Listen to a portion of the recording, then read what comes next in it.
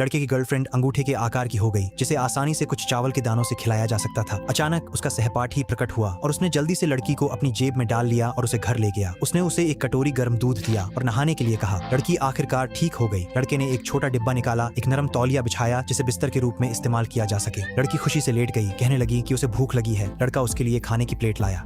उसके लिए हर टुकड़ा खाना एक विशाल केक जैसा था। वह खुशी खुशी खा रही थी जबकि लड़का उसके पास अपना होमवर्क कर रहा था। लड़की किताबों पर चढ़ गई, मेज पर आई और उसके पास सो गई।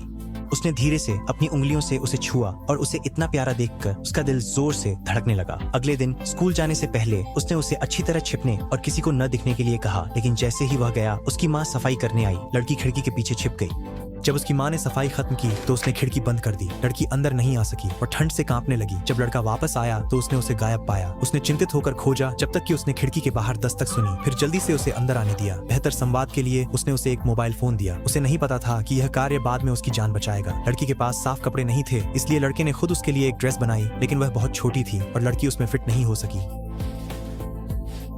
लड़की ने बार्बी डॉल के कपड़े खोजने के लिए घर जाने का फैसला किया। वह खिड़की से कूद गई और अपने दरवाजे की ओर दौड़ी, लेकिन सीढ़ियां पहाड़ जैसी लग रही थीं। वह सीढ़ियां चढ़ी, हाँफते हुए और अपने कमरे में वापस आई। अपना सूटकेस खोला और कई कपड़े अपने बैग में ठूंस लिए। जैसे ही वह जाने वाली थी, एक चोर घर में कोई न पाकर खिड़की से अंदर घुस आया। लड़की बहुत छोटी थी और विरोध नहीं कर सकती थी, इसलिए उसने तुरंत लड़के को मदद के लिए मैसेज किया। संदेश देखते ही लड़का घर की ओर दौड़ा। चोर लड़की के कमरे में गया।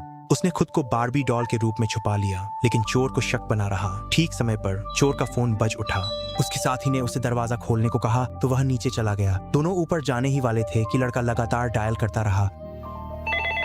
एक संदेश छोड़ते हुए कहा कि वह लगभग पहुंच चुका था। चोर को कुछ गड़बड़ लगी और वह जल्दी से भाग गया। जब लड़का पहुंचा और देखा कि लड़की सुरक्षित है तो वह उसे गले लगाए बिना नहीं रह सका।